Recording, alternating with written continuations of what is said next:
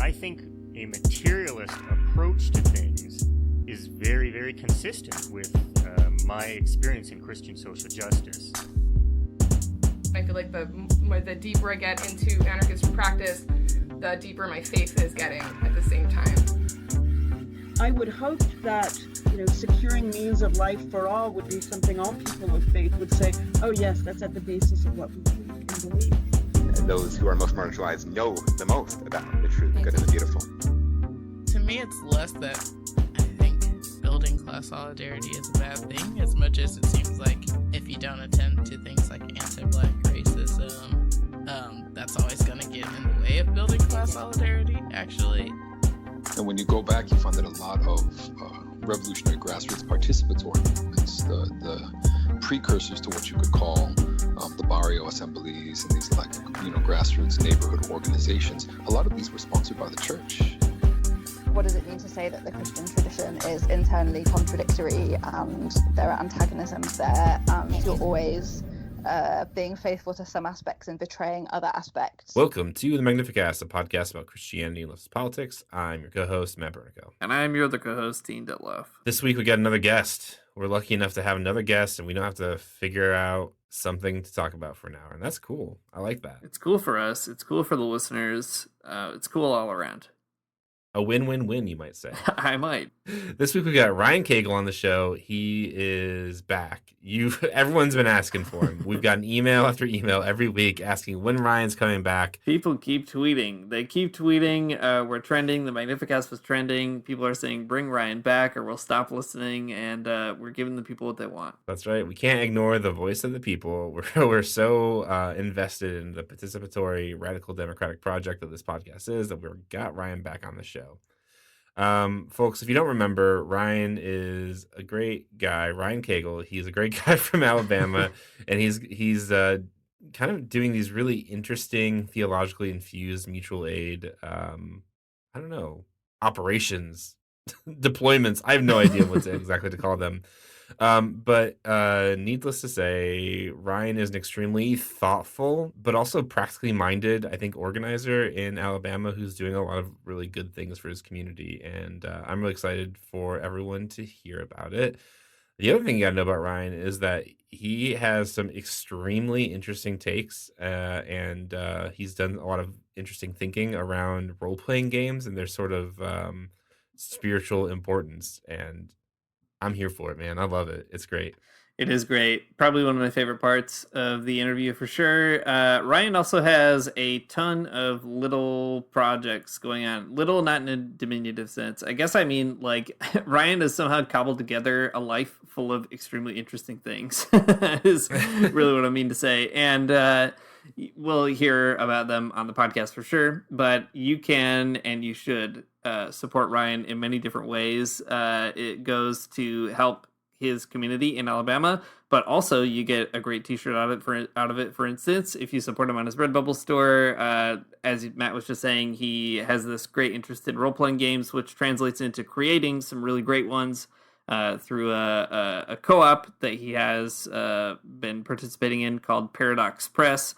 Lots of stuff that you can do to support what Ryan's up to, and you get a lot of great stuff out of it yourself. So I encourage you to, after this episode, go find all the many all the many pathways into interesting things that being in touch with Ryan will allow you to explore. Yeah, for sure. We'll put it all in the show notes, so you don't have to go find it. You can just look right there. All right, let's go to Ryan.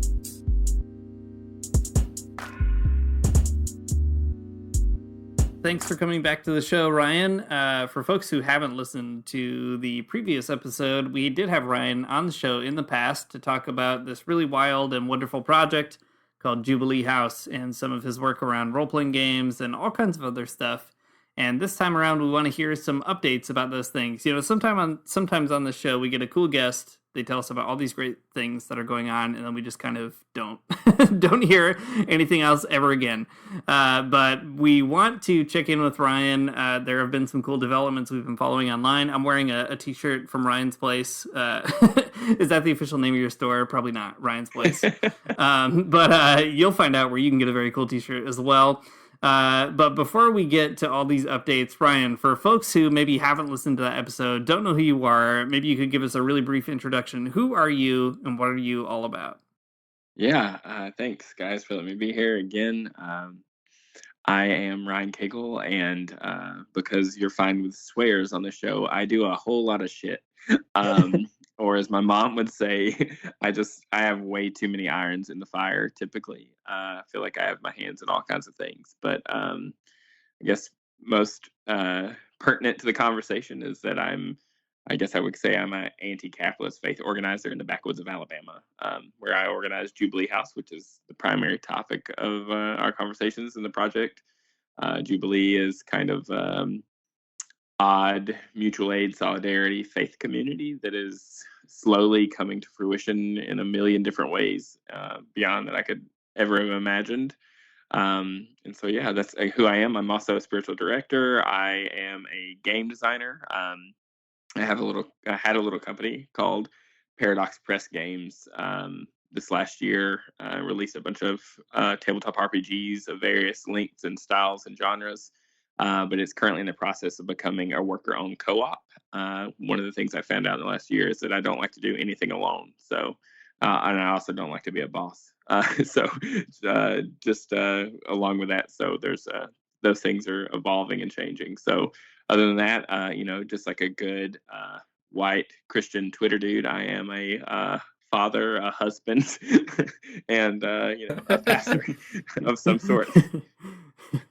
All right. Well, that sounds pretty good. That's a good way to start off. Man, if people, we'll talk about the RPG element more later, but it's just now I'm having sort of like a flashback of, I don't know, maybe it was around Christmas when you put out a tabletop role playing game that was about like the flight to Egypt, where you get to role play as Jesus' family. Is that am I remembering that correctly? Yeah. The first game I released was it was technically Epiphany of 2021, right after Christmas, because of course it was called Herod's Horde, and you had to either. Oh, that's right. That's right. It kind of had for those of you that are tabletop RPG nerds, it kind of had a very Powered by the Apocalypse vibe to it. But you either got to play as Mary, Joseph, or the donkey, and you all had each character had particular abilities. But you were basically trying to defeat and run away from Herod's horde, which was essentially the three wise men who had been turned into undead zombie liches, essentially by Herod. So quite the sacrilegious spin on the birth narratives and the infancy narratives of Jesus, but it was a fun game to come up with for sure. Yeah, definitely. I remember I was telling my I have a group of friends I play role-playing games with. I was telling them about it, and they aren't church people, so they did not immediately understand why this is so funny. but it was cool. Well, okay, we'll talk about it more in a minute if I can contain myself. But last time we did talk, you introduced everyone to a really neat project that you've been working on for, I don't know, the last while, called Jubilee House. Jubilee House is, I don't know, your mutual aid organization, your ministry. I don't know the right way to talk about it, but you run it down there in Alabama where you live, and that's really cool. There have been a lot of really neat developments about it, though, and I want to ask you a lot of things about it. But maybe for people who are, I guess, uninitiated, do you want to give a kind of a broad overview of Jubilee House? If you had to paint a map of what it is, maybe you could lay it all out for us. There's a lot of moving parts, I feel. Yeah, there is absolutely a lot of different moving parts. And depending on who I'm talking to, I describe it differently because it's the way I would define certain terms, I guess, is probably not the way that some people would. But to me, it's church. It's a ministry. It's like you said, it's a mutual aid organization. It is essentially a ministry that is at trying our best to be anti-capitalist and anti-racist, and doing that kind of mutual aid and solidarity work here, specifically in the backwoods of Alabama. And that takes a lot of different forms. As you said, there's a lot of moving parts. So just broadly, it's a community. It's really a dream about imagining what a different way of life can be here in the South. And the kind of tagline we always use is like we're trying to cultivate a community of imagination and resistance. So we're trying to help people imagine new worlds and different possibilities, and then working to help people not only just imagine those things, but practically be able to live into it, to incarnate it, to resist the powers that be and resist the systems that are around us and the dreams and the narratives that keep getting pushed on us in the world that we currently live in. So, like you said, there's a lot of moving parts to it, but you could call it a ministry, you could call it a mutual aid organization, you could call it a church. It's got a lot of forms and a lot of different parts that various people partake in, and then certain people, kind of a buffet of various things that people can participate in, so to speak. Yeah, I think that makes sense. Let's see. I'm just like watching it all from online, so I probably don't have like the best vantage about what's going on. But you have like a community fridge. You have, I mean, you just got like a bunch of like land that you're doing something Yeah. with too. Can you maybe talk through some of the specifics about what some of that looks like? Yeah. So we have like a community fridge that we help kind of organize. It was initially called like the People's Free Fridge Program, which was like really long and cumbersome, and so we just kind of recently rebranded it to just being the People's Pantry. And there's probably a dozen or more other things across the country called the People's Pantry. But it just flowed better for here. In trying to talk and communicate to people, people were so confused thinking we were giving away free refrigerators, but that's a whole other thing.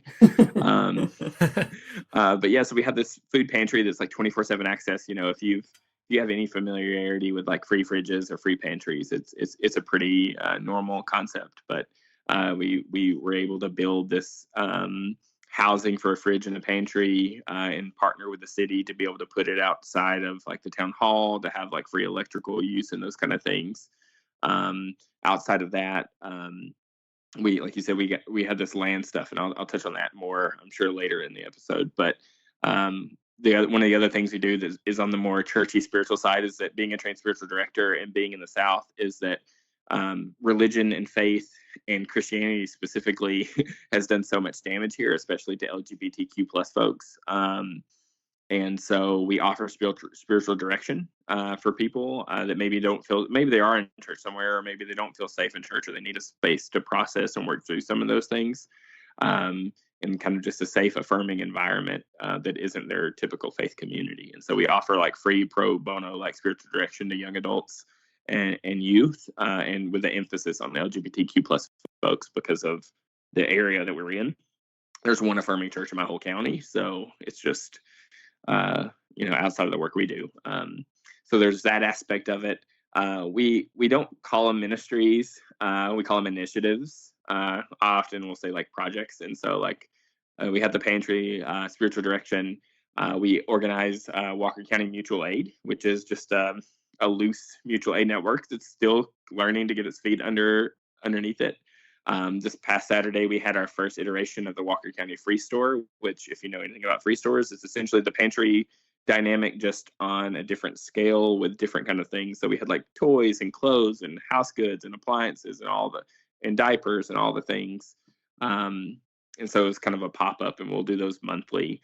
And then we have like future initiatives around like debt forgiveness and gathering for worship, even for those that are interested in that aspect of the community.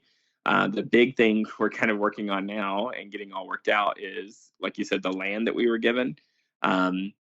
We have this project for a land we were given. We partnered with the city to get land in a building that had been basically abandoned for decades to some degree or another. And on the land, it's nearly 2.5 acres. We are going to start a community farm called Reclamation Gardens. And then the building we're going to renovate and repurpose. That'll eventually be the home of the free store, a community library, like a tool library. Being here in the South, there's all the times people have like problems and things they need to fix, but they don't have the means to pay someone, and they don't even have the equipment necessary. So like just a bunch of different other, what we would consider mutual aid programs kind of coming out of that. That will be kind of hosted in that building. So I guess that's probably the broad view. We're just trying to feed folks and bring folks together and offer opportunities for that deeper connection, and just to help folks love their neighbor and learn what it means to take care of one another. Because something we just routinely talk about is just like no one is coming to the backwoods of Alabama to save us. No elephants are coming to save us. No donkeys are coming to save us. No one, no churches even. Not this is so much bigger than even Jubilee House, or any given church or nonprofit or any of those things. And so we really try to cultivate, or we're trying to cultivate a community that even exists beyond like what we would understand as Jubilee House, because we don't want to own anything and we don't want it to be ours. It needs to come from the people and be for the people. So that's so cool to hear you talk about all these different kind of, different moving parts that we're identifying that kind of feed into all this, and we'll kind of break them down, I guess, a little bit more directly as we go. But one thing I'd like to hear you talk about, maybe as we set the stage for maybe getting into the nuts and bolts of that, is some of the theological impulses behind it. One thing that you do a lot, for instance, on social media is kind of weave together a handful of quotes from all kinds of interesting folks, like whether it's James Cone or Gustavo Gutierrez, right? These kind of liberation theology folks, but a number of others as well. Like, could you speak to maybe that side of it? Like, I think there's something really fascinating to me about the theological imagination, and even your decision to say it's a community of imagination and resistance, right? There's this kind of spiritual thread underneath it. Could you maybe talk a little bit more about that? Like what's important about the spiritual side of it for you, and what are some of the kind of tributaries feeding into that that river of theology that's maybe carrying you guys along? Yeah, absolutely. For me, like I said, like I consider this church, right? It is absolutely church in my mind. And if you've hung around Twitter at all, I don't know you guys have because we're mutuals, but like I'm not very much a fan of most of the institutional iterations or the ways in which we've kind of built things, and the focus and the places we've put our emphasis. And something Jubilee House is really rooted in what I feel like is my own personal call in life. And I've been working in churches for the better half of 13 years, and it took me a long time to get to this place to realizing that like I don't feel like personally the Holy Spirit's called me to kind of try to salvage these institutions. And so I feel like for years I've just been having this call into imagining what church could look like if it's for the people, and if it's really for the people and it really struggles alongside the people. And so that's kind of where Jubilee House, kind of this dream, has been just a seed inside of me for so long. But I would say like those theological underpinnings are absolutely there. Like whether it be liberation theology, which is obviously a major topic here on the Magnificast, and just largely like anti-imperial theology and anti-racist theology and just prophetic theology. I would say like if I had like one quote to kind of like just really sum up the core of like what we're doing, is from Gustavo Gutierrez, where he says, "Every attempt to evade the struggle against alienation and the violence of the powerful and for a more unjust and more human world is the greatest infidelity to God. To know God is to work for justice. There's no other path to reach God." And I don't remember when I encountered that quote for the first time. I've been reading Gutierrez for a while now. But when I read it, it just shook me. And it spoke something to me that I don't think I had ever heard in a pulpit before. And that this work to know God and to reach God comes through this work and struggle for justice. So yeah, for me, it's so bound up in that. There's no separation for me. I know like it's interesting to me to think about like in a lot of left spaces that are like very much post-religion in a lot of ways. And probably rightly so, especially when it comes to Christianity. But for me, I feel like I'm building on a tradition. I'm inheriting a tradition in one way or another. And so I'm trying to sift through, and here at Jubilee, we're trying to sift through this tradition that we call Christianity in church and see what's good. And to use like another idiom, we're learning collectively together to chew the meat and spit out the bones, and figure out what's worth saving and what's worth holding on to, and what needs to be gotten rid of. And so yeah, it's absolutely inseparable from that. I can't imagine doing this work. And there's people who do, right? There's people who do mutual aid and solidarity work who are atheists or not Christian or could not care. But for me, this is deeply connected to the way that I understand my faith, the way that I understand what it means to follow Jesus, and to live and embody the kingdom of God. And so that's at the core of what Jubilee is. So yeah, now that I've been going, I'm not sure I've actually answered your question or not. But whether it be, we're very much like, scripture still plays like a huge part of my life, and this faith and my practice is so caught up in this. I was just talking to somebody yesterday about how like what feels like the most prayerful to me in this season of life is working the land. It's out picking blackberries every morning in our little garden. It's being able to partake and get my hands in the soil and help hopefully create something new together with the Spirit. And so for me personally, that's what it is. There's no separation, and it's really like here what for Jubilee House we have like a very spacious theology is what we would say, but we're very like specific on like our values. Those values and practices are what we really help or try to help kind of form us and identify who we are. So there's like a lot of room for the theology to be varied, no matter where somebody's at kind of in their journey on those things. But it's definitely undergirds everything about it, the work we do. Because for me and for Jubilee, we really believe that, any theology or belief that's not incarnated isn't real.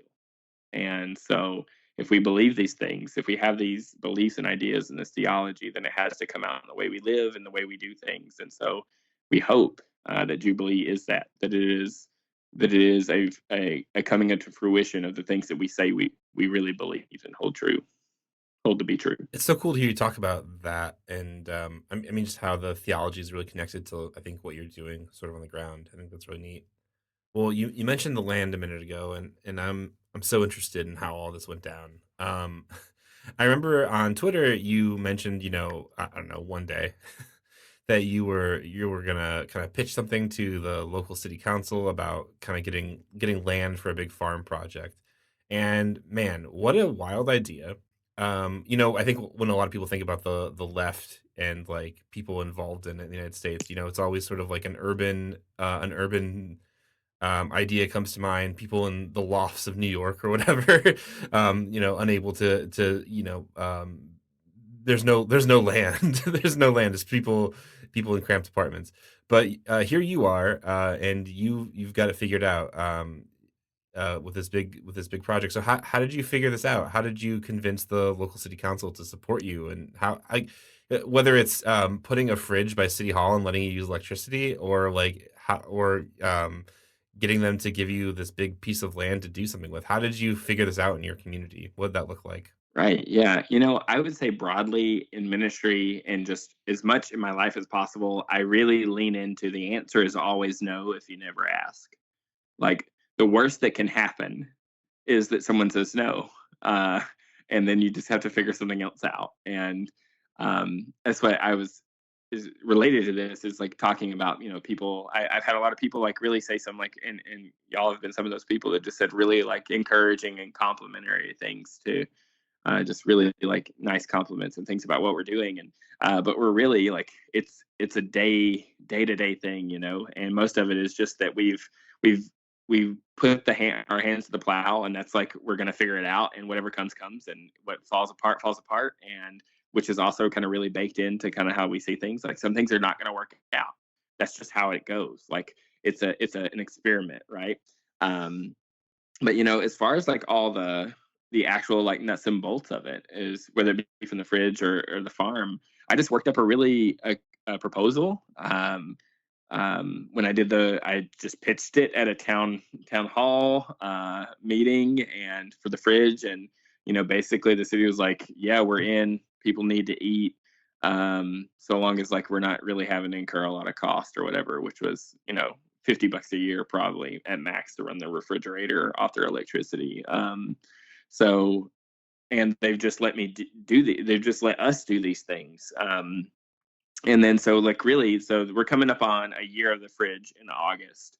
And so after letting that like be its own thing and grow, and the town council be and frequently just coming in and like reporting how things have been going with it and the kind of response we've gotten to try to build some of those relationships. Luckily, being in a small town, this is the place I grew up. So everyone that's on the town council I know. Like there's councilmen that I like literally like went to school with. There's councilmen that coached me in baseball as a youth. There's councilwomen who are the moms of kids I went to school with, and so like there's already some like relational capital there that is very helpful.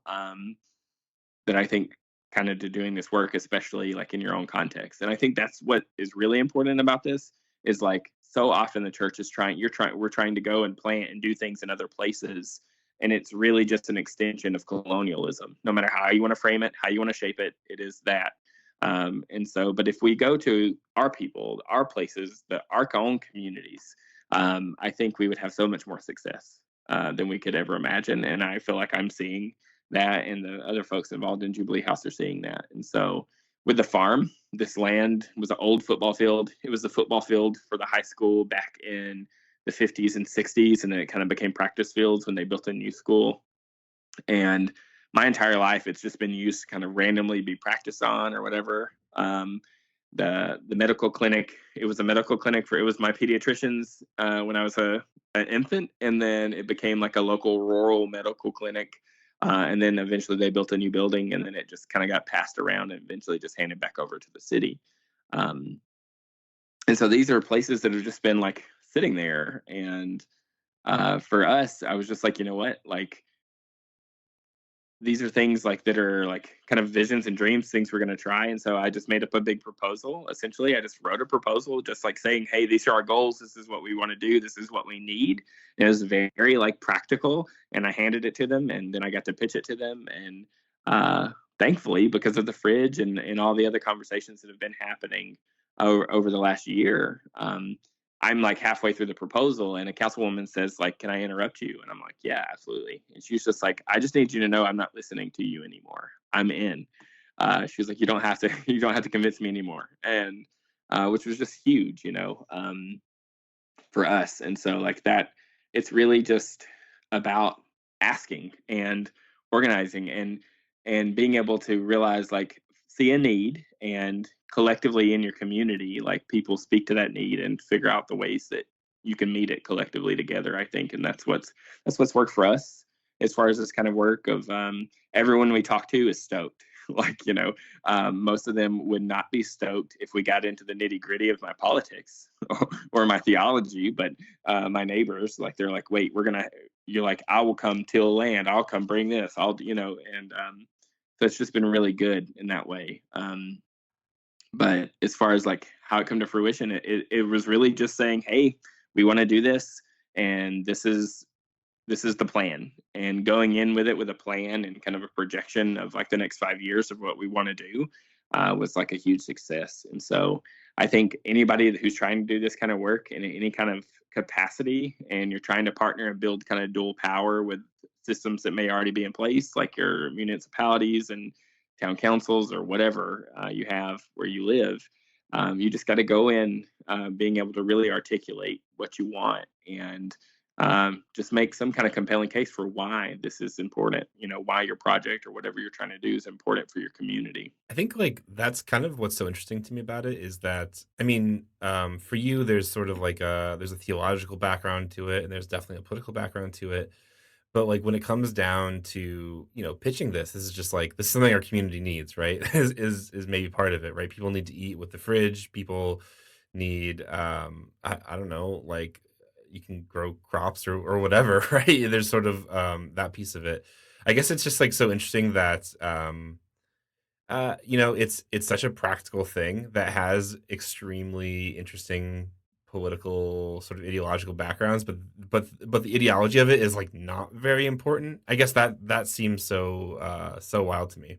Yeah, no, and that's something that I think is really, really a big problem broadly on the left, I would say, at least in my experience of like working alongside other left organizations or left adjacent organizations, is that there is this I don't know, it seems like there's this need for ideological purity for people to be involved or whatever. And the thing is that the majority of my neighbors are not going to become communists. The majority of my neighbors may not even become Democrats through the work we're doing or trying to do. But if like we can bring them, help them be able to imagine and cultivate that space for them to see something differently that could lead towards liberation of someone else in our community and collective liberation, then like that's worth it. I feel like at least that there's this broad need in this kind of work to feel like everybody's got to get to a certain ideological place, but that's just not, it's not practical, it's not realistic, and I'm not a very realistic person. Most people will tell you I am utopian, and just, you know, I'm gonna believe in the most ridiculous absurd thing. I mean, I'm a Christian after all, so maybe that's clear, I don't know, but you know, when it comes to it, it's like I would say though, like in our presentation and stuff, like I'm dealing with, you know, the backwoods of Alabama. These are Christian folk. And to some, they're Christ haunted. Like, you know, whether it is a cultural thing, no matter what. And so, one of the important things is being able to speak the language of the people around me. And of course, I can, because I'm from here, and I mean that in the sense of like, you know, like at the free store, even. You know, I got to talk about, people were just so bewildered. People came up there like, "What do you mean this is free?" They could not wrap their heads around it. And so I started talking about grace. You know, I started talking about Jesus saying, "Freely we receive, so freely we must give." And for me, that is a real theological underpinning to it.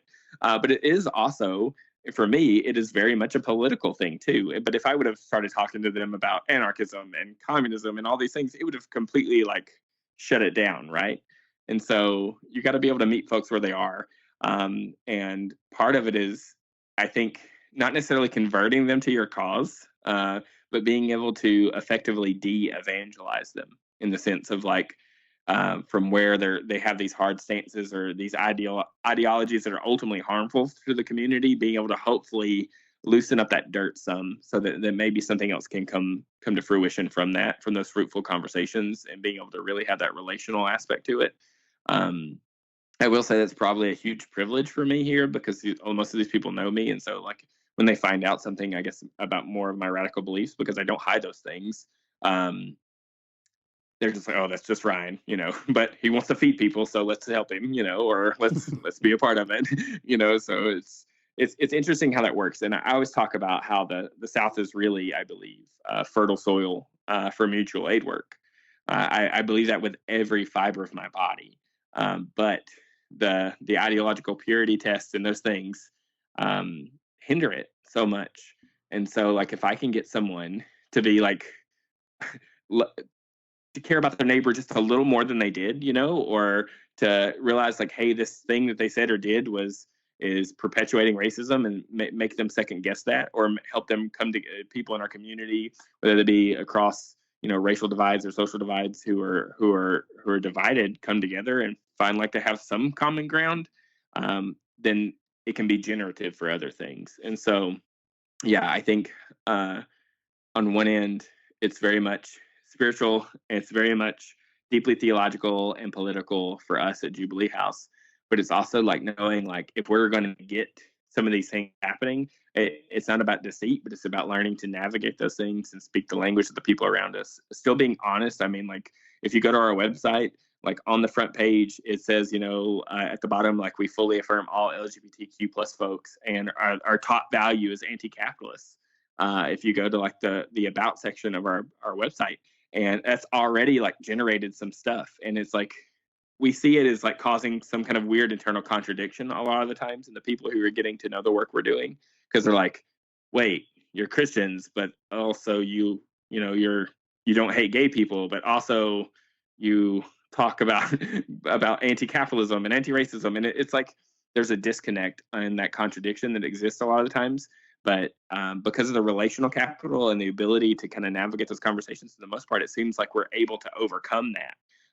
And people still, whether they be confused about where we stand on things, or bewildered about it, are willing to like come alongside of us and be pulled into this work in some fashion. Yeah, I think that's really a powerful example, though, of the poverty of thought around leftist organizing or politics generally in the United States, right? Like, I mean, like on Twitter for sure, it's this way, but I feel like I even see it in like maybe more local situations to me, where if you want to be involved in DSA or in some kind of other socialist organization, right? It's about having a conversation about the books you've read, And I think what your example is kind of giving us though is that like if you really want to do political work, you're gonna have to talk to people who like don't think like you, and like that's maybe your like the audience that you're trying to reach the most, right?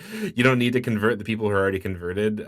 It's great that you can have a book club, and that's cool. But like when it comes down to doing political work, it's about talking to people who who don't see things the same way as you. And I like the metaphor of loosening up the dirt. I think that makes a lot of sense. But yeah, a cool lesson to take from it. Yeah, even to kind of build on that a little bit too, what I like about what you're saying, Ryan, is there's another way of kind of making this criticism of the left, which is kind of popular today. I mean, there's a right wing way of doing it, right? Of being like, oh, the left, they don't know how to talk to normal people or whatever.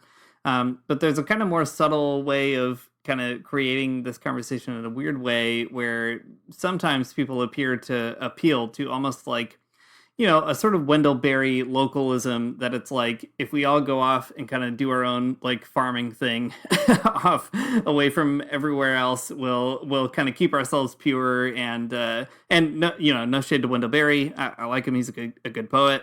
Good guy, I'm sure, I guess, I hope. But what you're describing seems to be like something more complicated than that. It's like we need to talk to other people, but we also need to do it in a way that is like consciousness raising in this kind of subtle way, right? Like not instrumentalizing others, but really helping others understand that like what does it mean to be in it together? Like it means breaking down those barriers between racist sort of communities in the South or between homophobia in the South or whatever. And I think there's something really compelling about that. Like it's a challenge to the left. It's also a challenge to kind of more romantic notions of like, a bit maybe like humanities dropout culture is kind of the way to put it.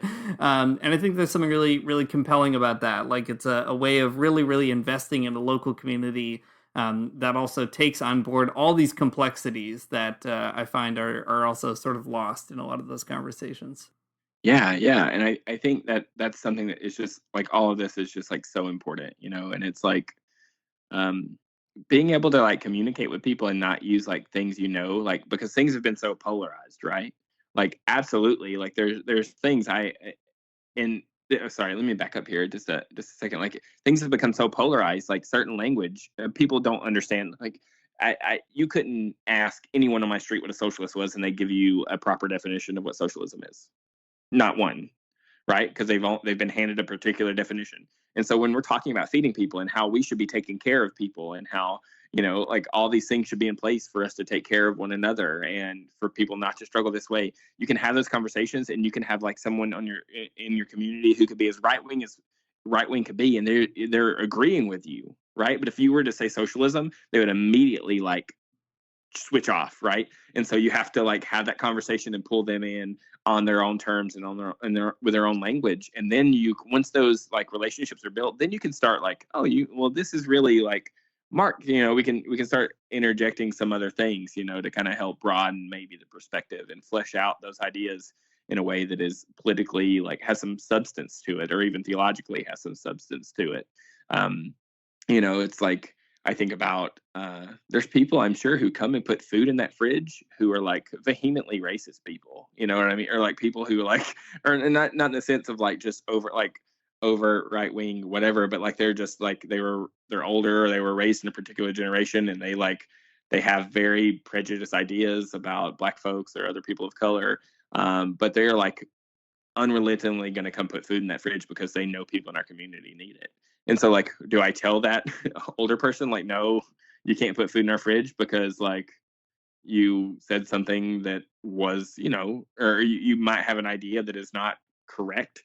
No, it's like, okay, come bring the food in the fridge. I'll come help you. Let's talk. And then when you get down and you start having that relationship built, then you can have those conversations and be like, like this perspective here is not, it's not healthy, and it can be harmful to other people in our community.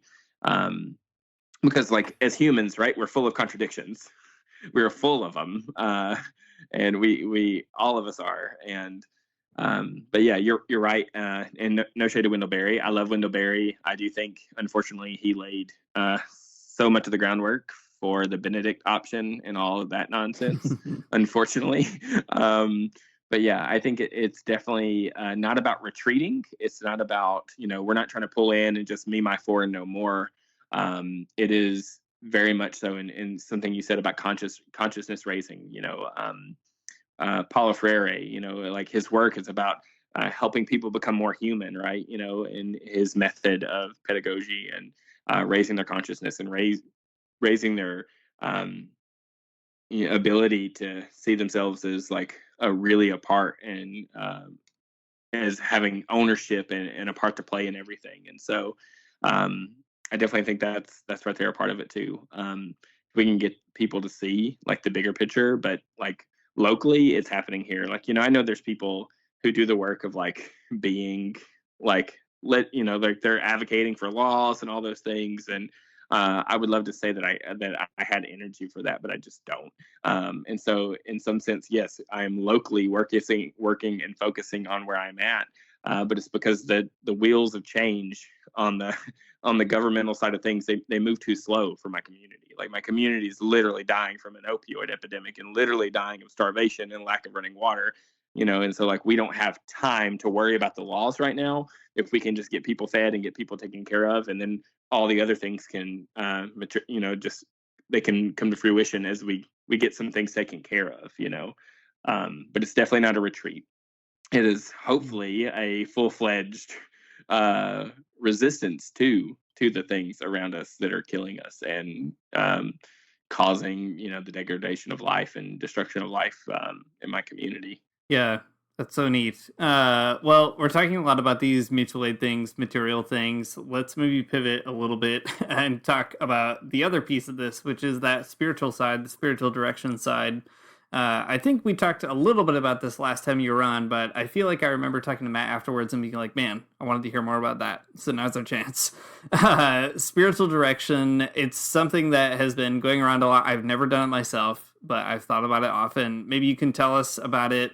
What is spiritual direction, and how does it also play into that work as an extension of what's going on with Jubilee House? Right. Yeah. Spiritual direction is kind of exist in kind of a weird liminal space, because it's interreligious or even, I guess, non-religious in some aspects. It's not connected usually. I mean, I say it's not usually connected. Spiritual direction goes back to like, the Desert Fathers as far as like our Christian history, of like people coming to the Desert Fathers and the monastics and coming to the monks and the monasteries even, and like, receiving direction and kind of being mentored and discipled in some way. It's evolved in a lot of good ways out of that. So spiritual direction is essentially it gets to be a space, for someone to have a supportive structure in their life that allows them to explore their spirituality and beliefs and ideas and navigate those life circumstances and discernment and all those things.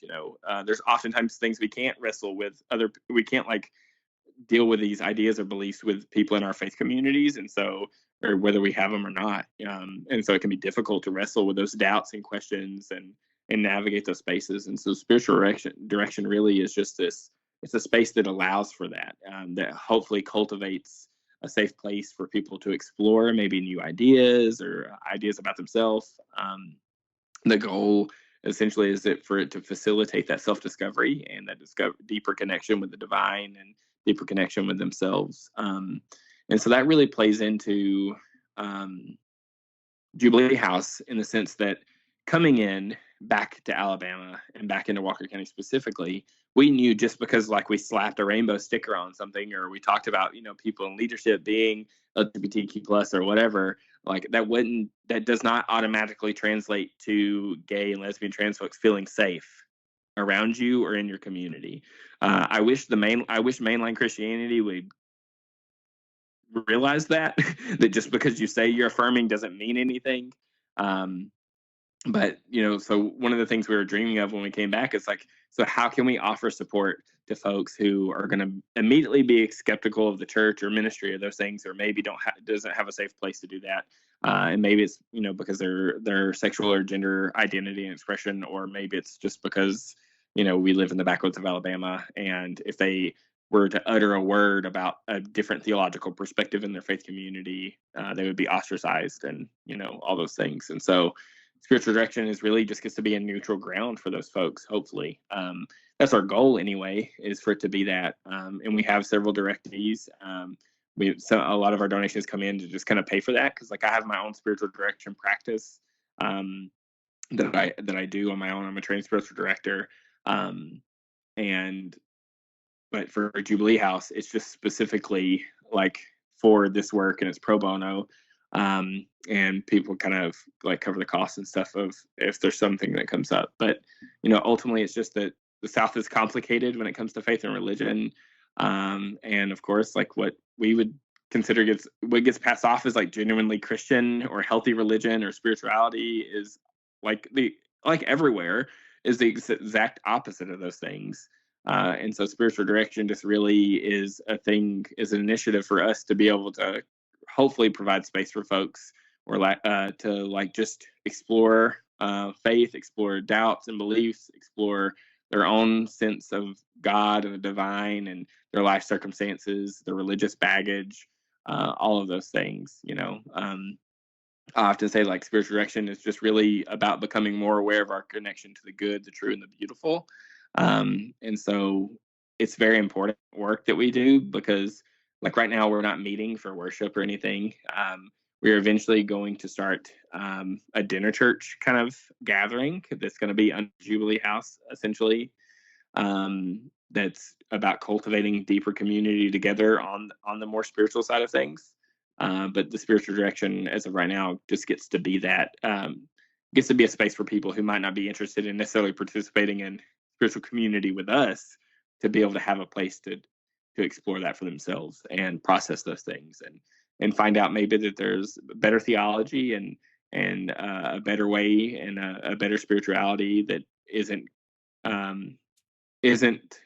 being restricted by the typical theological formulations of the culture we find ourselves in here in the backwoods of Alabama. That's such a cool thing, Ryan. I'm looking forward to your future $500 deconstruction course online. I'm sure it's coming.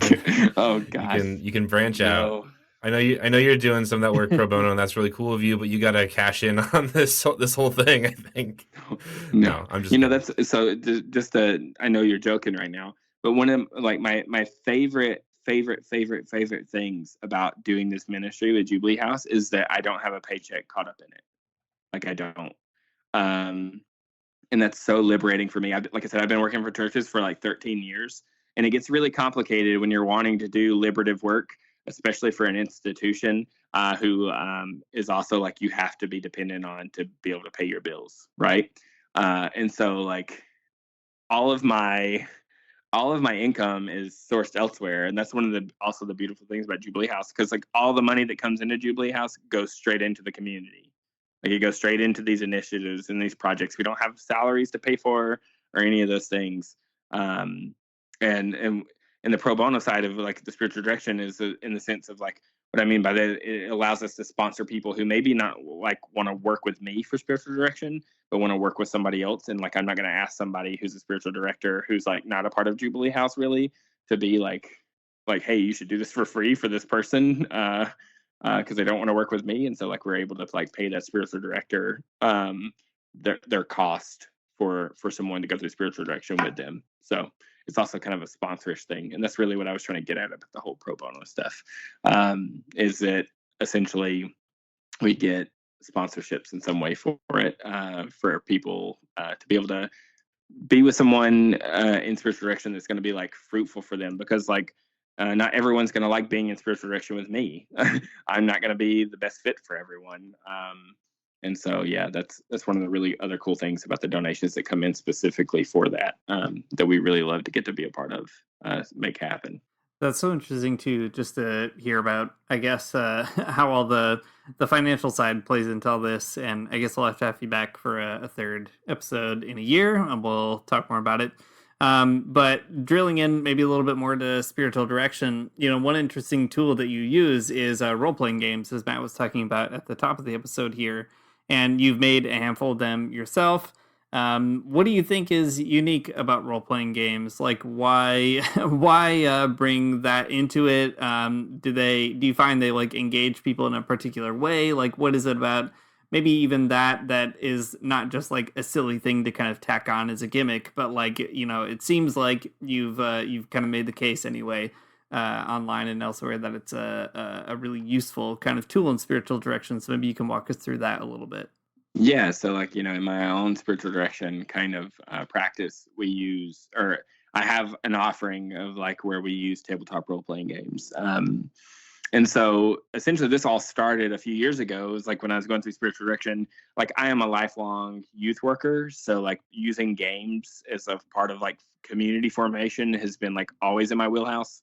It's been something like, as a youth pastor, something I could probably be a youth pastor for the rest of my life and die happy. But I promised myself I would be out of that world by the time my kids were old enough to be in youth. So I'm not on that track anymore. But so like I just remember like using games and those places of exploration, even of like spiritual truth and questioning and doubts and stuff.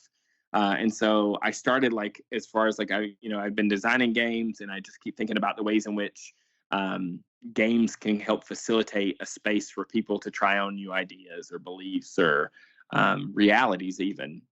And it's really interesting because I searched high and low for someone doing this kind of work, because I was like, there is no way this is a original thought to me. Like I'm a fairly smart guy, but I'm not like that smart. And I found one other person, a rabbi in Chicago, who's become a dear friend, Rabbi Menachem Cohen, doing this work. He's working in like a youth shelter, and he is using role-playing games with teenagers that are living in these shelters to kind of help spiritual discovery and self-discovery. And so we've been like in ongoing conversations ever since then. So like just to give you like a little bit of the groundwork behind it of like how we've gotten here. And it's been great because over the last year I've gotten to speak at multiple conferences, whether it be at game design conferences about the use of spirituality in game for games, or games and spirituality, which is like a really like a strange reaction for some folks, especially folks who kind of grew up with like Dungeons and Dragons and the Satanic Panic. But then even like most recently, I got to speak at a conference that was about gaming and like therapy and counseling, and they had like we pitched an idea for like talking about spirituality and the usefulness in those settings, and so got to speak and present there, which was really cool. But essentially, spiritual discovery through role-playing games, I would just like, when I talk to people about it and I explain to them, I just say, like in the same way like we pray or meditate or do yoga, we participate in like church liturgies or church worship. All of those things like help us connect more deeply with ourselves and our community and God. So these practices that we do, these religious practices, they help us like slow down and reflect on the circumstances of our lives and help center us and sometimes decenter ourselves as we're navigating all the things in life around us. And that's what they're designed to do, is to kind of help us on our journeys of exploration. At least I think when they're at their best, at least they help facilitate that. And so, through those practices, we can gain clarity. We can learn to let go of things we've been holding on to. We can find out more about ourselves. And so it's just, all those things should be to those ends, at least in my mind.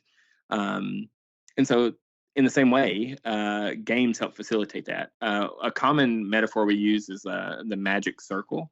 It's so like when you enter into like, a church service, it's like, if, you're entering into this space where kind of like the usual rules of reality are suspended, right? If the liturgy, or it is this is the liturgy, you're caught up in this, cosmic story at church, especially if you're like in a more heavily liturgical church, and the typical realities of the world are suspended. In this moment, this is what is, and so role-playing games can help facilitate that same kind of space. They can help us be able to like explore new worlds. We can try on new beliefs and ideas and face challenges and overcome things, learn to solve problems, explore deep truths about ourselves. I often tell people, and people seem so surprised about this, but like the two most formative places for me in my youth were my Pentecostal youth group and my Dungeons and Dragons group. So like, that's like, for me, like this work is really rooted in my direct experience of using these games in this way, because like when I came to faith, I was just bewildered that we didn't like believe in evolution. I was bewildered at like all these like weird evangelical Pentecostal beliefs that I just could not necessarily buy fully into, but I couldn't really talk about them, and I really couldn't explore like my doubts and things like at church. And so I got to do that in Dungeons and Dragons. I remember one of my first characters that I played in Dungeons and Dragons as a middle schooler was someone who was like an anti-theist, but like in a very literal way in Dungeons and Dragons 3.5, in the sense like he wanted to see all of the gods die because he thought, they were essentially useless. This is like my Gore the God Butcher from Marvel story D&D arc. Sorry, that was a whole other nerdy connection. Thor: Love and Thunder, Christian Bale. It's going to be a whole thing. But like I got to explore like doubt and wrestling with theodicy, even as a middle schooler through D&D, right? And so I just really feel like games help like facilitate that.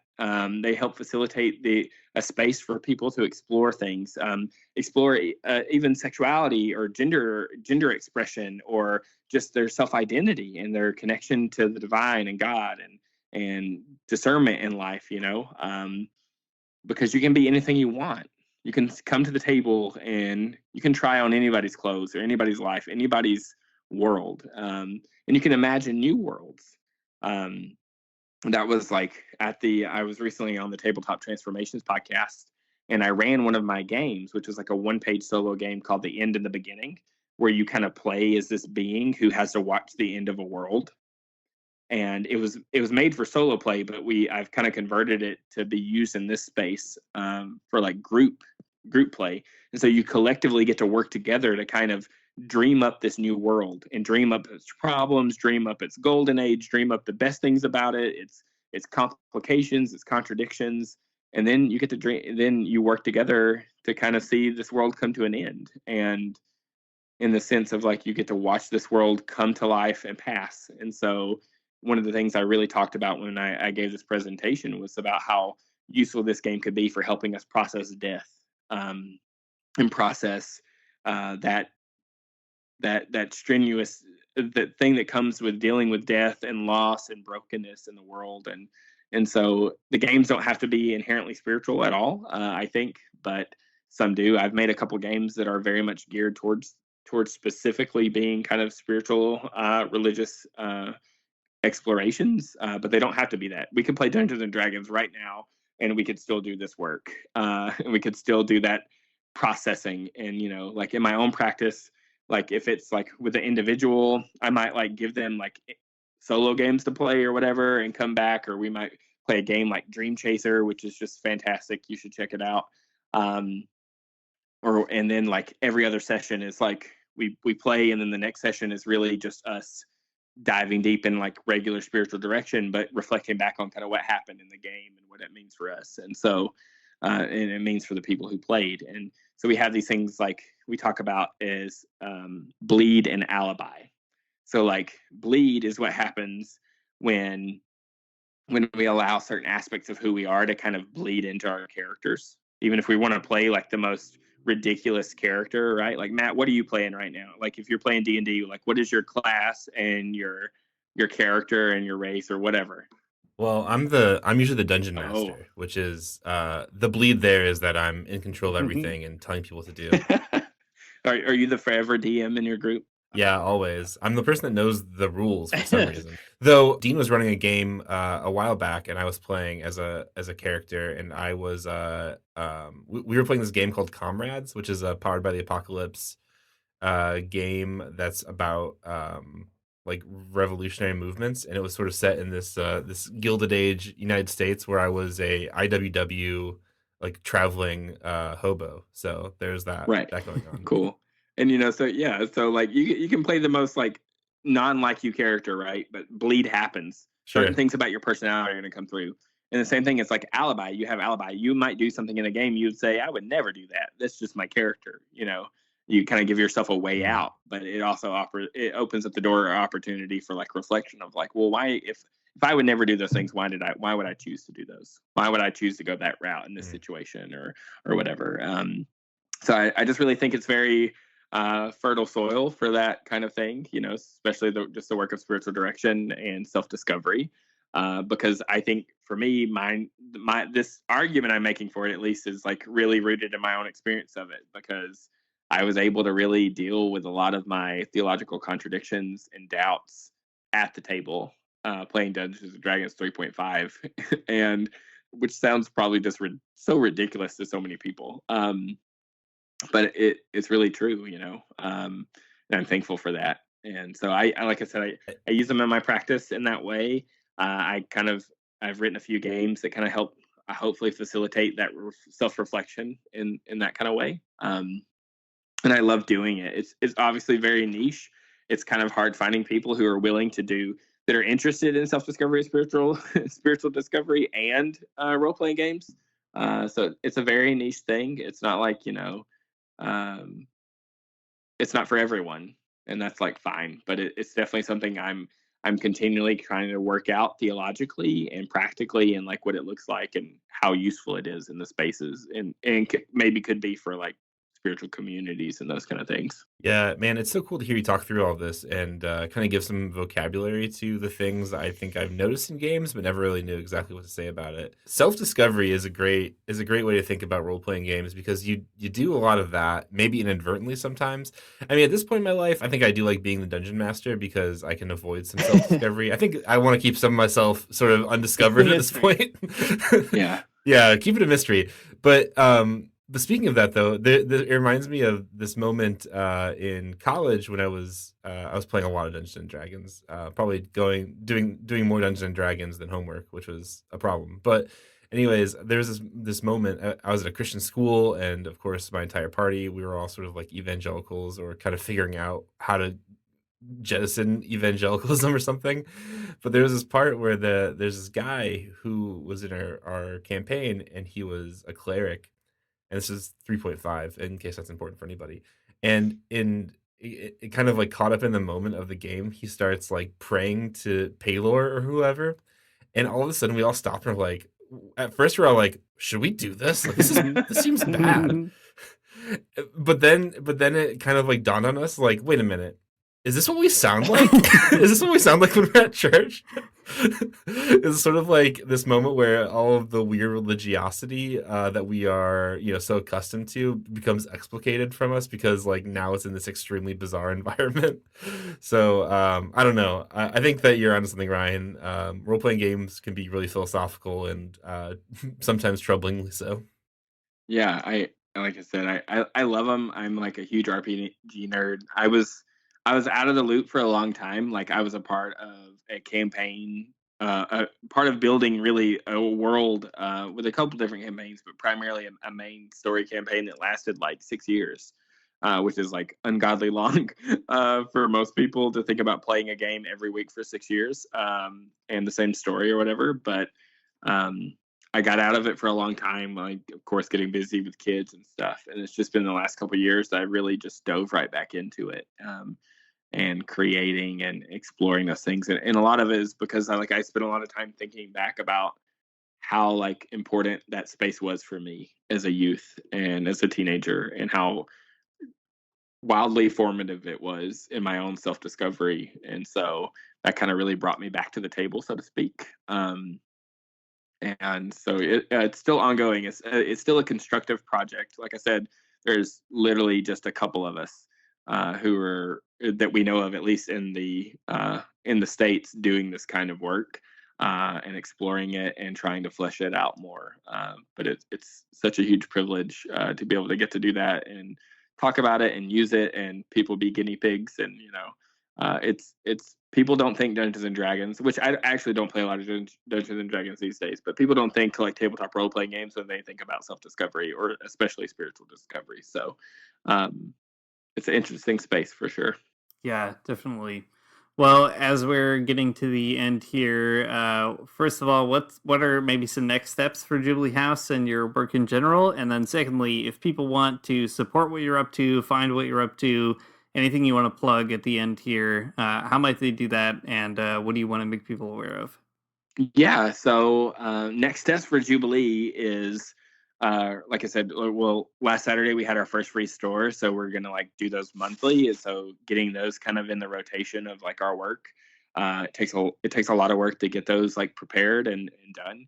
But the big next step for us is getting everything finalized on the land and building, because even though like technically the decision was made months ago, like it's been like a long a lot of paperwork and those kind of things, a lot of legal stuff, getting all the language right or whatever.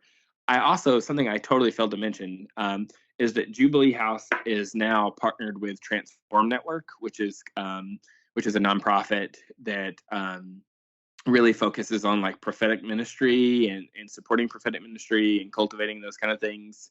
And if you don't get a chance to check them out, Transform Network, they're so rad. They're like our fiscal sponsor. So like, instead of us having to jump right into like trying to figure out all the legality around 501c3s and nonprofit stuff, they kind of come in as not only as like mentors and kind of helping us navigate the back end, but just like giving us like critical support on like managing funds and making sure everything just comes out the way that it needs to on the legal end and the financial end, and supporting us in whatever other ways, like the projects we're doing. Like, they're really stoked about being able to come down and like help see some of these things come to fruition, which is just really cool. And that's kind of happened because like one thing is really important for us, because like we're not connected to a denomination, is like to have some kind of oversight. And so that partnership is still also like all the back end things are getting worked out for that, even though like technically I think early May is when we like made the official announcement or whatever. But as far as like really next steps for us is getting phase 1 of the farm up and running. And so y'all may have seen it. I posted kind of a mock-up image of kind of like phase 1 for like the front end of the property, which is just a few lots where we're going to have like 20 raised beds, like a water capture system, a play area for kids, and like just a bunch of like fruit trees and wildflowers and things to kind of help pollination. And our goal is to get that done come the fall. So maybe we could plant some late fall crops that would just be fully like community harvested, in the sense of like anything that grows, people can just come get out of those garden beds, and then come for the next garden season, people can reserve those garden beds to have for the whole season to grow whatever they want in those. And so that's the big thing we're trying to get worked out now. We just got all the soil donated that we needed, working on getting all the other materials donated so we can get those garden beds built. And that's what the shirt that Dean, you're wearing right now, we have a shirt. We always say, we have the saying that is somewhat tongue in cheek, but also serious, that, resist the devil, feed the people. And so we made a design for the shirt, and like all the funds for that go to the farm and go to help this phase 1 of getting the community garden beds set up. So yeah, that's what's next for us as far as Jubilee goes, trying to get those things just in place so we can get some seeds in the ground, which is super exciting. We've run into a few issues with like nonprofits wanting to help, but wanting us to basically jump through just insane hoops before they're willing to like give money or help. And so it's just like, here we are dealing with a non-profit industrial complex and just realizing like, hey, we're just going to have to do this on our own, in a sense of figuring it out. So those are the next steps for us. You can find all the information on jubileehouse.co. You can find from there on our Twitter or Facebook.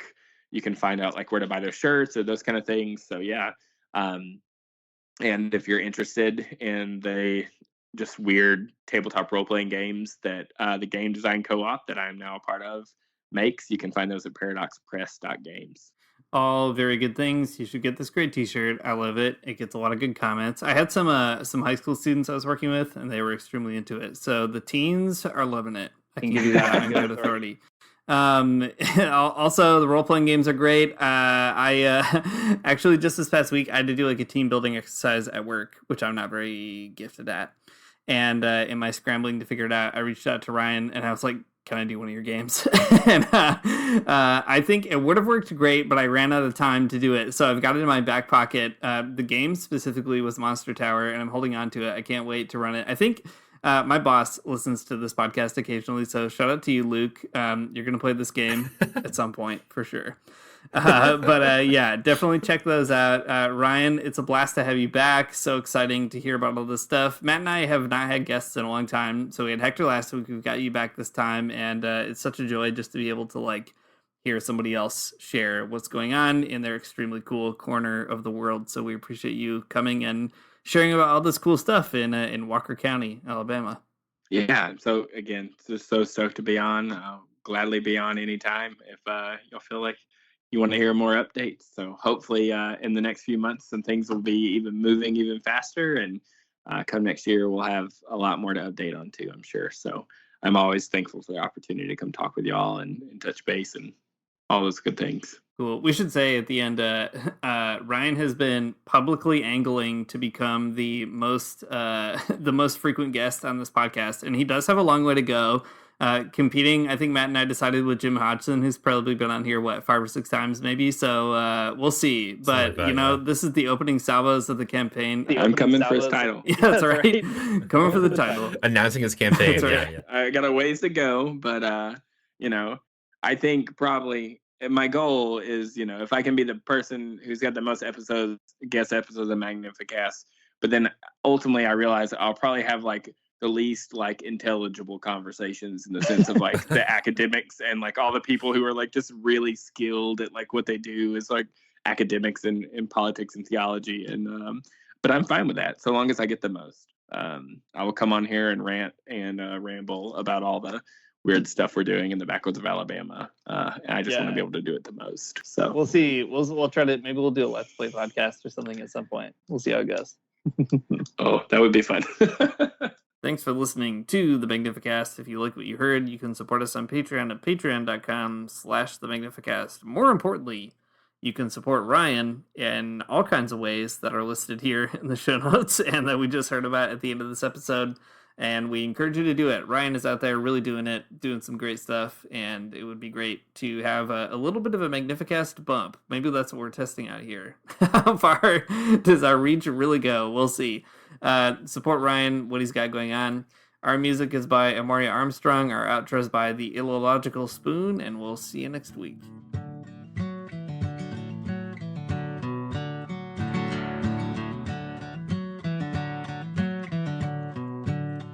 I don't wanna get up for church in the morning, souls alive. Heaven come to earth and there won't be no church. We'll meet down by the riverside. There we'll swim with all creation. Never get tired, never bored. Don't worry, someday there'll be no dam between us and our Lord.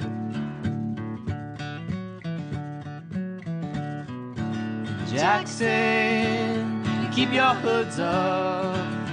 Keep your hoods up and you stay up late. In Jackson, you keep your hoods up. Well, you keep your hoods up and you stay up late. Oh, don't mind a cold night, but we might mind if you leave too soon. So come on now, it's still early. At least I would else.